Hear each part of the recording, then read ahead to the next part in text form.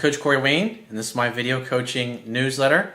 And the topic of this newsletter is going to be the subtle nuances of attraction and seduction. Well, I've got a really great email. This one's a little bit longer than normal, but this is a client I was talking about the other day who finally had a really great success story. And he's able to reel this woman back in that he's been basically working on for the past year. And what I asked him to do was to go through and kind of detail like key points and like key lessons where he learned things. Because this will be real helpful, because for any of you that are watching this, that are in this process yourself where you're trying to overcome your fears, you're trying to get to a place where you're centered and you don't let anything that happens in life or anything that happens with the people that you're dating, you don't let any of it diminish you in any way. And so what you'll see here is a lot like the journey that I described in my book that I went through with several of the women that I was dating, how it was back and forth. How like sometimes I was coming on too strong and pursuing too much, and sometimes how I was backing off and not pursuing enough. And you're going to see that throughout this guy's email here, is that he kind of went back and forth a bunch of times to the point, and it shows up in very subtle ways. You can over pursue and call too much, and then when the other person starts reaching out to you and calling and texting you, then you start reciprocating too much and putting too much into it instead of letting the other person get to the place where they're bringing and mentioning the things that I talk about in the way that I talk about in my book. So before I get into it, I got a quote that I wrote that I want to share with you, and then we're going to go ahead and jump right into his email. And the quote says, "Life will test your resolve and dedication to achieving your dreams. Once you know what you want to accomplish in life, why you want to accomplish it, and you have a plan of action that you are consistently executing to achieve it, success is simply a matter of time and repetition. Obstacles, challenges, and failures should be looked upon as necessary experiences to help you continuously adjust, adapt, and refine your approach. This ensures that you mold yourself and your life into finely tuned instruments to create and experience your ideal life. Your weaknesses will attract life circumstances that help you turn them into strengths. The stronger you become, the more experience you gain, and the more your confidence grows, the more you are willing to risk and do in order to make your dreams and dream life a reality. A never-ending journey of self-improvement, perseverance, performance enhancement, and simply trying to be a little better today than you were yesterday is the key to becoming fearless enough to accomplish your dreams." So this particular client, I've probably done over the past year and a half I've been working with him, I've probably done a dozen or so phone sessions with him. And typically when he's getting together with this particular woman, because she lives in a different country, and so that's part of the thing, like when they were dating, they were actually living in the same country, and then after they split up, she moved back to where she was from. And so he's got that added problem, the fact that they're long distance here. So typically, like when she was either about to show up or she was there, we would do 2 or 3 sessions like close together, so I could give him the best possible chance of helping him do the right thing. But he had a hell of a time with it because he was just totally gonzo over this woman. It was like love at first sight with him, and it's really tough when you're in those situations because those kind of people don't come along in your life every single day. And so he says, "Hey Corey, it was great talking to you again the other day. Here's my success story. I finally hooked back up with my ex after more than a year of wanting her back. She's an absolutely amazing girl, and even though we may never end up together, to be with her again was fantastic. We always, without fail, have a great time together. This has been the culmination over the last year of all the coaching you have given me and the work I have done on myself. Without it, I would never have gained the level of confidence I needed. And the investment in myself has been to the benefit of both me and her. Here is my journey. I hope it can give others the confidence to trust in what you teach and grow as individuals." I like what he does here. He says, "In the year 1 BC, before Corey, I left the woman I had been with for the best part of a decade." So in other words, he was in a mediocre type of relationship with somebody that just wasn't knocking his socks off. And he woke up, he realized, is this all there is? I deserve better than this. He says, things had generally been good, though never spectacular, and I thought I would not find anyone as good, or I would end up with someone worse. And hey, all relationships ended up just being all right after a number of years anyways, right? In other words, most people tend to settle for a life of mediocrity, and they don't do anything about it. It's like the reason is most people just aren't miserable enough to do something about their lives. He says, then I met a girl who was about to change my life completely. I realized that there could be a better connection, more intense feelings, more potential, and I shouldn't settle. Good for you. That was the last piece in the jigsaw, and without knowing if anything would actually happen with this new girl, I ended my long-term relationship. She's still a great woman, it's just our visions of the future were not aligned. Things started to happen with the new girl immediately, and within a couple of months, we were spending 4 or 5 nights a week together, and she was talking about moving to my country, and she was only to be here for a year. He says, but I was always pursuing her more than she was pursuing me.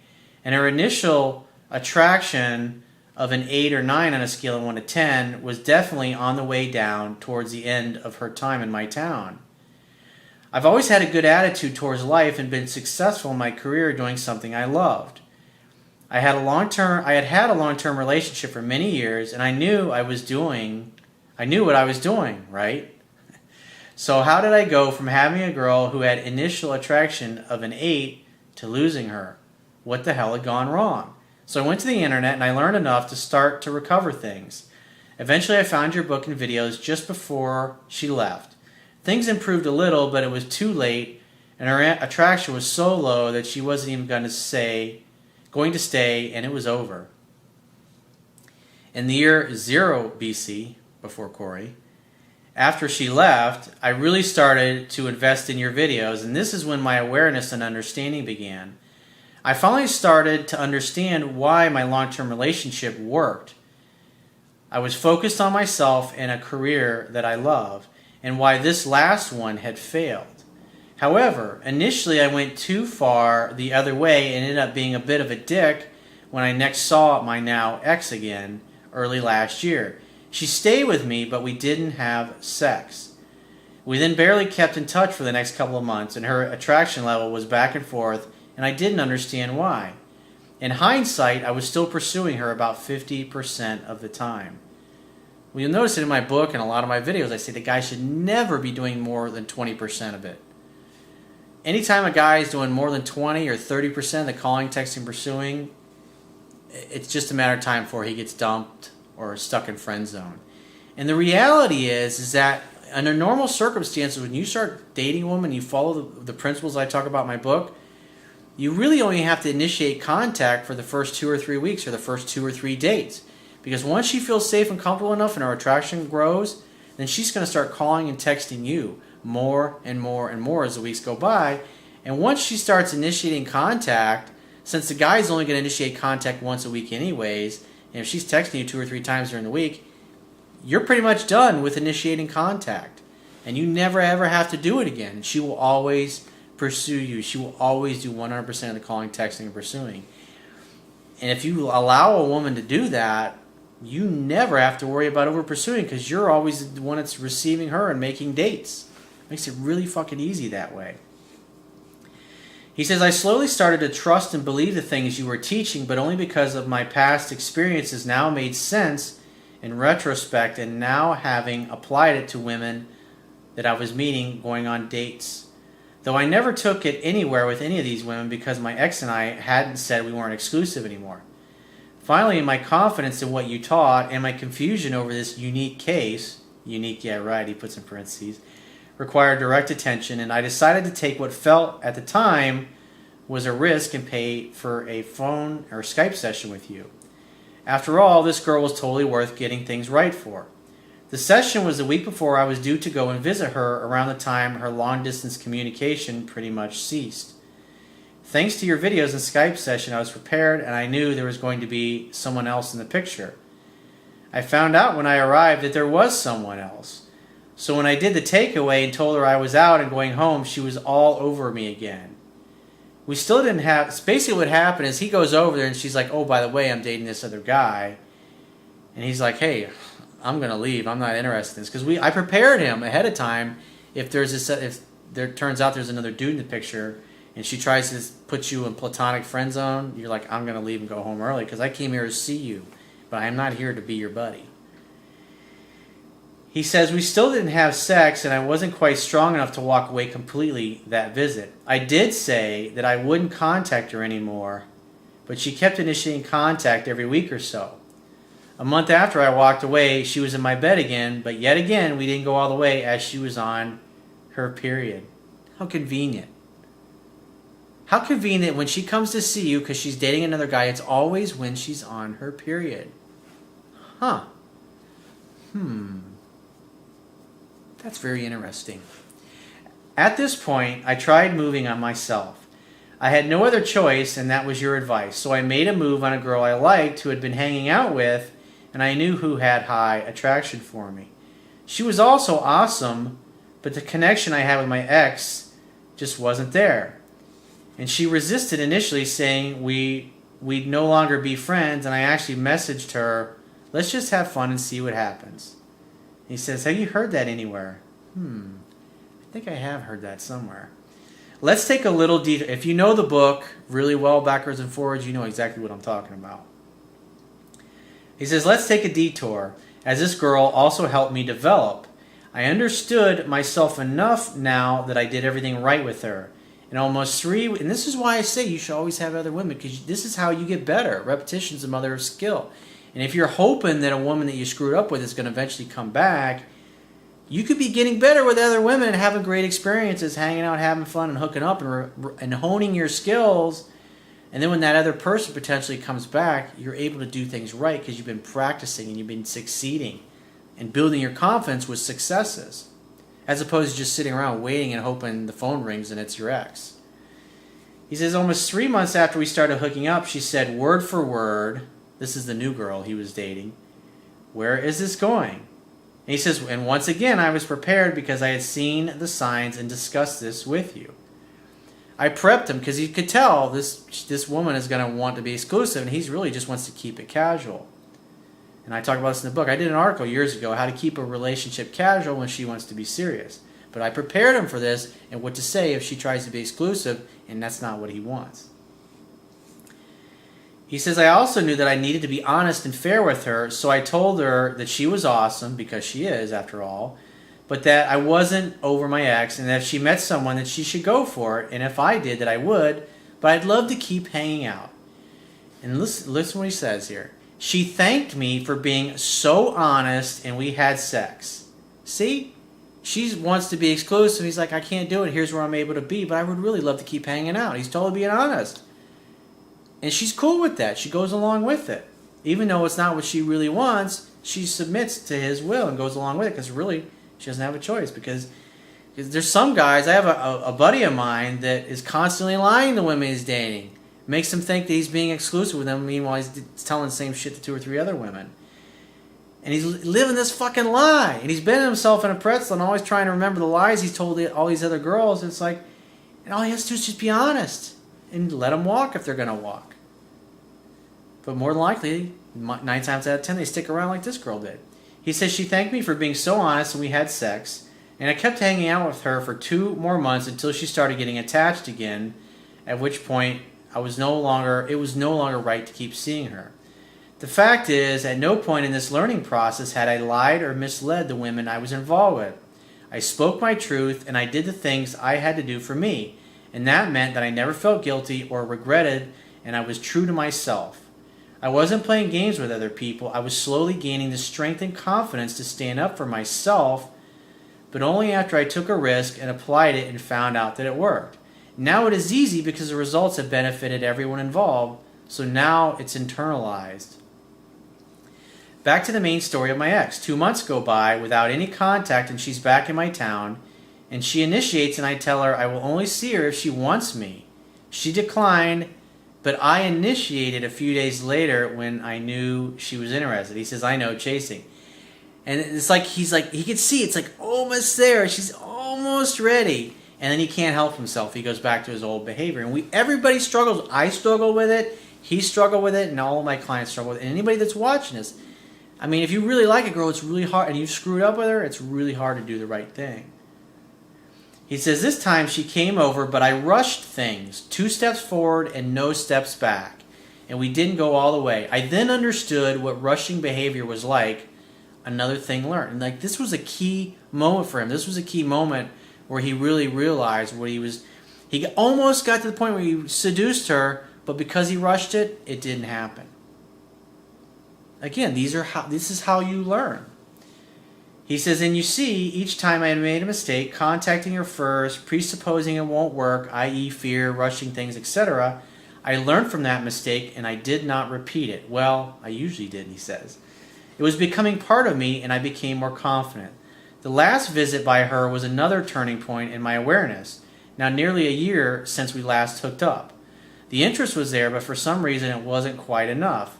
I still didn't fully understand where I was going wrong. A Skype session later, after you identified I was still chasing in little subtle ways, and it was time to fully withdraw and move on, even though I still wanted her. See, what's happening is he was bullshitting himself into seeing things as better than they were, and therefore he justified taking some kind of action to reach out or pursue in some way, because he was trying to make things happen faster than she was ready for them to happen. And all it did was end up setting himself back and prevent him from seducing her successfully.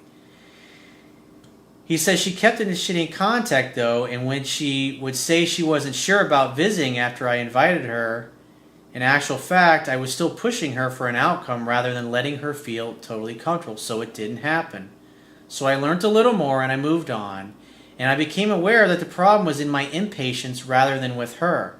This helped me to relax and let things develop slowly and naturally from this point forward. Trying to force things was holding back a reunion, and forcing things was from a fear that it wouldn't work out. She was contacting me, so obviously there was still interest. Chill out.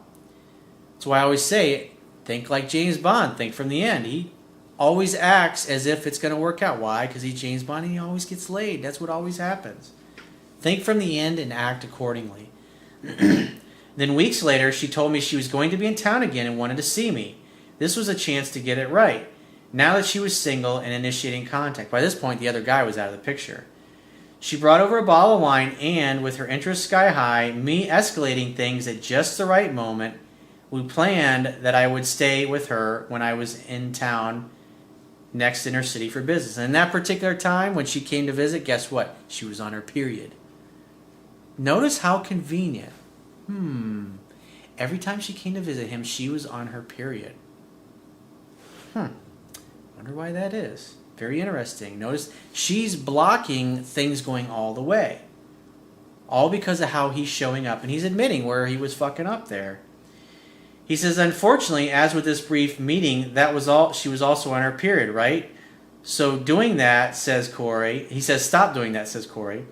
But what's done is done, and I presupposed that nothing would happen. I let her do all the initiating over the next 8 weeks, and I let her come back to me slowly. And when I stayed, we ended up making love every night. And now she initiates contact every week. Who knows what the future holds, but I know for certain we would not have enjoyed that week nearly as much without the work I had done on myself and the advice and support of an awesome coach, let alone that week even happening in the first place. In the year 1 AD, after developing, it's fucking brilliant. He says, I still want her back, but I am no longer worried about the future. 2 years ago, I had never really dated or understood the signs of attraction. Now I meet women all the time that have interest, and I could read the signs, and I know what to do. Asking for a number is easy. Going on a date is easy. Most of the time, though, the women I meet are not the quality I want, and at the moment, I simply haven't met anyone as amazing as my current ex. If I get back with her, awesome. But if not, I know I will meet another amazing woman in the future. I still make tons of little mistakes, though, and we started hooking up again, and I started to become attached again, and then she started backing off, so I backed off, and she came back. Yeah, what was happening with the week they were finally hooking up and having sex again, by the end of the week, he had started pursuing too much. He was touching her too much. He was kissing her too much. He got to the point where he was doing all the initiating of physical contact instead of waiting for her to come back to him. Or if they're walking down the street, when she let go of his hand, he needed to let it go. Because these are subtle ways that women test us. They get bored and they let go. You got to let them go do their thing, and they'll come back. And when they come back, that's when you slowly reciprocate and slowly escalate. He says, it's like I've learned one thing and then there's yet another thing to master. It's all 2 steps forward and 1 step back. And I know I still have lots to learn. It's not a game. It's about becoming the person who makes me happy, and that happens to be the same person that makes those around me happier. If we are both happier as a result of working on myself, then it was worth the investment. Thanks again for all you do. Well, thanks again for taking the time to write all that down, because that was a really great email. He really detailed those little subtle nuances, because you can see he'd make an advance forward, and then there would be little steps like that inhibited him successfully seducing her in the bedroom, which was once in the beginning of the relationship very easy. But by the end of the email, you could see that he was really getting in the zone. And now, since they've been hooking up and going all the way again, she's contacting him more and more. And so she'll come to see him a lot quicker the next time around. And he just basically has to sit back, hang back, and wait for her to come slowly to him and make dates. So if you'd like to get my help personally, the quickest way is through Skype, phone, or email coaching. And you can choose any of those options by going to my website, clicking the products tab at the top of your screen, and follow the instructions. If you'd like to get a digital version of my Kindle ebook or a paperback version of my book, you can go to my website, and underneath the email sign-up box, there is a box that has an image of my book cover. And when you click on that, it'll take you right to Amazon.com. You can either download the ebook instantly, or you can order a paperback version. And I will talk to you soon.